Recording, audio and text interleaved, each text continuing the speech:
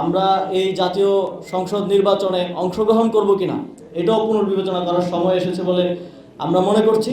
তিনি স্পষ্টভাবে একজন প্রার্থী যার বিরুদ্ধে আপিল শুনানি হচ্ছিল তার পক্ষে তিনি বলছেন যে তিনি তো বাধ্য হয়ে দেশের বাইরে ছিলেন, তিনি বিদেশি নাগরিকত্ব বাধ্য হয়ে নিয়েছেন। তা আমি পার্সোনালি জানি যে খুব ইমোশনাল একটা স্টেটমেন্ট উনি মেক করেছেন, যেটার বিষয়ে এখনও রায়টা আসে নাই। এটার শুধু এই একটা ইস্যুই আজকে রাতে অথবা আগামীকালকে রায় আসার কথা, সেটা হচ্ছে কুমিল্লা 3 সংসদীয় আসনের বিষয়ে। কিন্তু রায় দেওয়ার আগেই তিনি ইমোশনালি বলে দিচ্ছেন যে আসলে ওই লোকটা আসলে ল পয়েন্টে না পেলেও বায়াসলি ইমোশনাল পয়েন্টে পাওয়ার যোগ্য। যদি এরকমভাবে আমাদের নির্বাচনের কার্যক্রম সামনের দিকে যেতে থাকে তাহলে আমরা শঙ্কা প্রকাশ করছি যে বাংলাদেশে একটা সুষ্ঠু নির্বাচন এই নির্বাচন কমিশন বাস্তবায়ন করতে পারবে না। এবং আজকের মতো একটা দিনে কোনোভাবেই যখন আমরা দেখি বাইরে মত সৃষ্টি করা হয়, ভিতরে রায়ের পূর্ব মুহূর্তে একটি নির্দিষ্ট দলের সাথে বৈঠক হয়, বৈঠকের পরে এসে রায় হয়, খুব স্পষ্টভাবে বোঝা যায় যে এটা একটা ফেব্রিকেটেড শুনানি আজকে হয়েছে।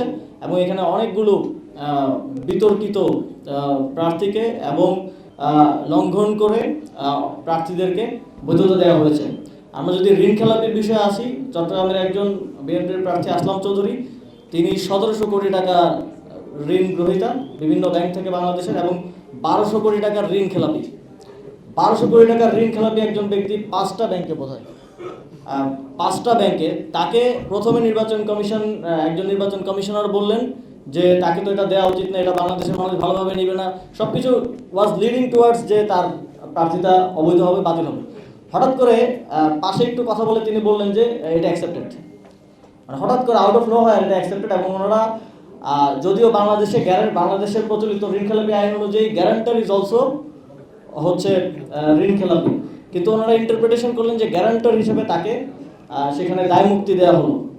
এবং আমরা দেখলাম যে ওনারা ওইখানে বসে আইনের ইন্টারপ্রিটেশন করছেন, ওনারা ওইখানে বসে সংবিধানের ইন্টারপ্রিটেশন করছেন, যেটার কোনোটার এখতিয়ার ওনাদের নেই। এবং আমরা অবশ্যই এই বিষয়গুলোতে ভবিষ্যতে আমাদের আইনি লড়াই চালিয়ে যাব।